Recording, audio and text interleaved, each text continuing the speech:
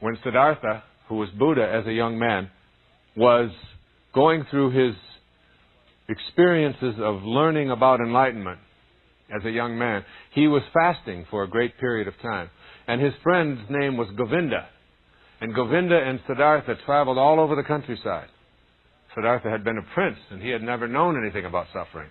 And he left when he found out that there was such a thing as suffering out there in the world. And he wanted to find out how to transcend suffering, how to go beyond it. And when he was fasting and had been fasting for some 50 days, and his friend Govinda looked at him and he said, Siddhartha, he said, what good is fasting? And Siddhartha looked back at him and said, Govinda, I can laugh at hunger. Do you know how profound a statement that is? I can laugh at hunger. What he was saying is, there is that which is hungry. There is hunger, but the I that is God, the I that is connected to the divine, perfect, loving source, can look at that and laugh at it. I am no longer that. And therefore, it is just in the physical domain. But who I am is something much greater and much grander than that. That's the power of attraction. You can attract purity to your life. It's why I put such an emphasis on drinking water for healing. It's interesting that when the kahunas talk about this God force, they always equate it with water. Water flows, water goes here, water has no boundaries. This energy is always thought of as water-like. I spent a lot of time in Hawaii. I spoke with several of the kahunas who had descended from a long line of healers. And I talked to them about healing and how it works. And how come some people have this ability to heal and other people don't? And they explained it to me like this, very intriguing. They said that the life force is really electrical in nature, or water-like in nature. Only water we can see. Electrical still flows the same way, only we just can't see it with our eyes. And this one great kahuna said to me, he said, being able to heal is nothing more than having an energy within you that is stronger than the energy of the person who believes they can't. All you have to do is have that energy be stronger than that.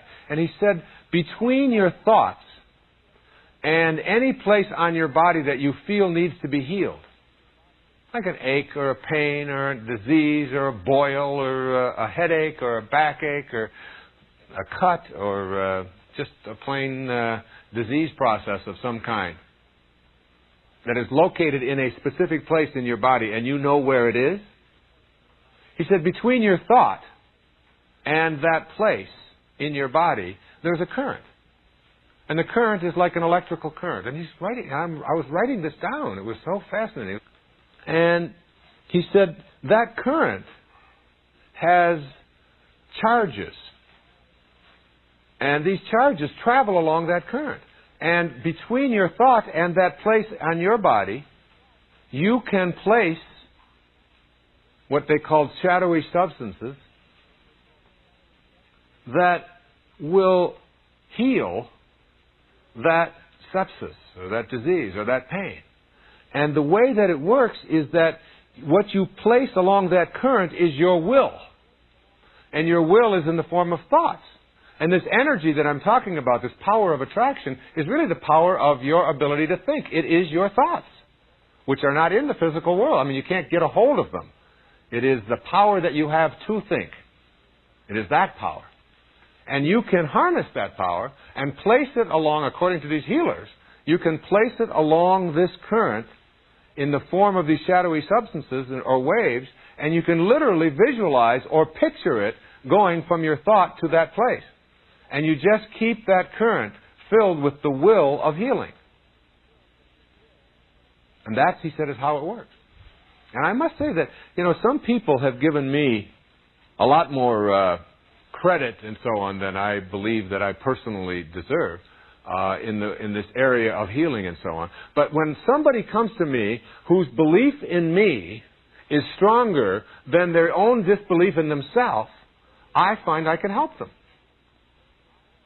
it isn't me, Wayne Dyer, this physical body that is here. It's this energy of knowing that healing is possible and that it's in every one of us. And that healing energy is something that all of us have. And that by putting your hands on or just convincing somebody or just letting them know that I have such a strong belief in you that you can be healed, that has a tendency to transcend the negativity that is the disease process.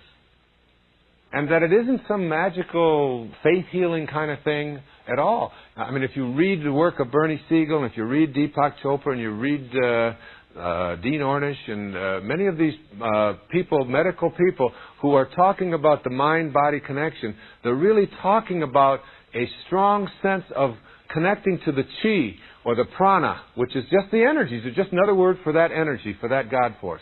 And knowing that it's in you to be able to put along this current, this healing capacity. And kahunas did this. And that's how they worked, as he explained it to me. Now, there's a whole lot of training and so on that goes with it.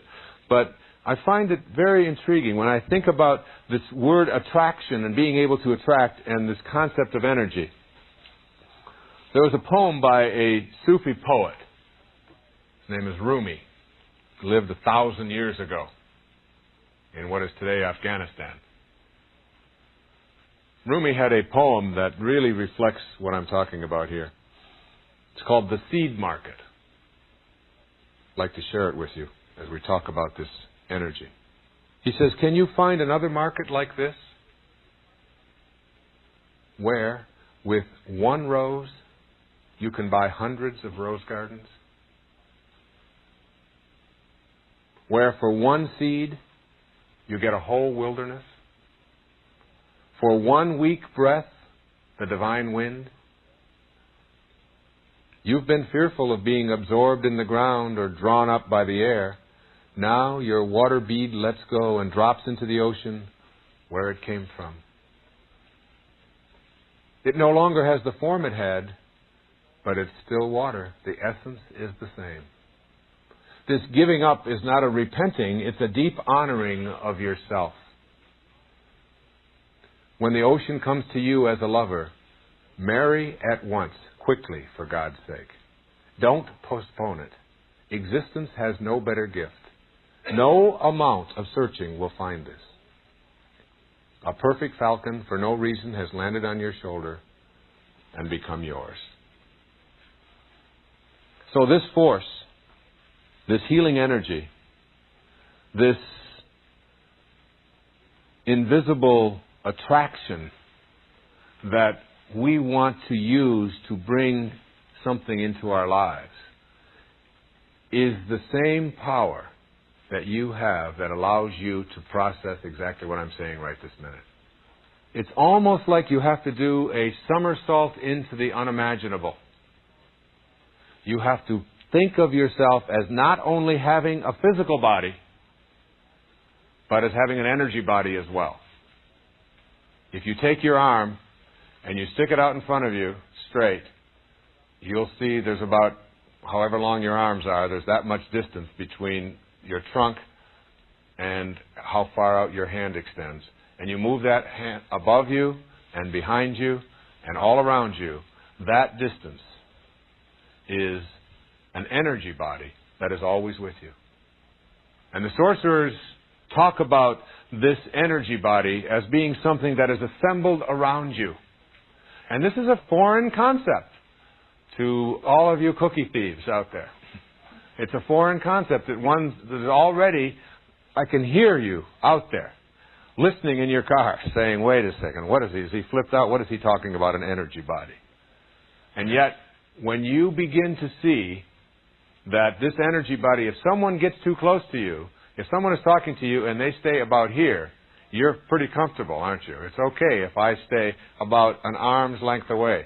But if I get in here, and if I get in here and begin talking to you, there's a discomfort. And this discomfort is not because you're so fragile, but because the energy body of yours has been broken. The boundary has been broken. And that boundary, according to the kahunas, that invisible energy that surrounds you, the great teachers, the teachers of Castaneda and people like that, Don Juan Matus and the Nagual Julian, these people talked about an assemblage point of energy, that this energy is assembled around you. And where it is assembled around you determines your agreement with reality.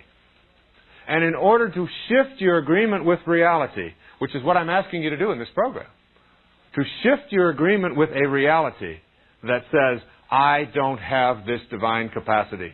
I can't tap into that energy. It's not within me. It's out there someplace. It is not me. And as you begin to tap into this, you learn how to shift this assemblage point of energy. And when you can shift that assemblage point somewhere in back of you, when you can just shift it, your perception shifts.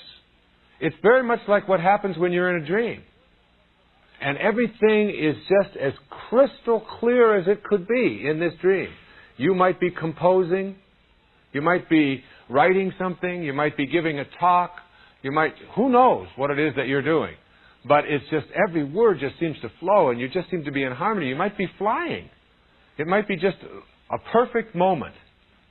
And then you wake up and you can't recapture it. And you think, gee, I can only do that when I'm sleeping. But I want to tell you that if you learn to tap into this energy body, and that's what this meditation does. When you learn the manifesting meditation, what happens is you shift the assemblage point of energy in your body and in your life. And you do a somersault into what was previously the unimaginable. And what happens is that you begin to see yourself as someone who has much greater power than you ever thought you had before. Someone who can do things that you've been told you can't do. Someone who can be in more than one place, perhaps, at the same time, like you are when you're in your dream. Someone who can change shape, like you do when you're in your dream. Someone who can be young or old,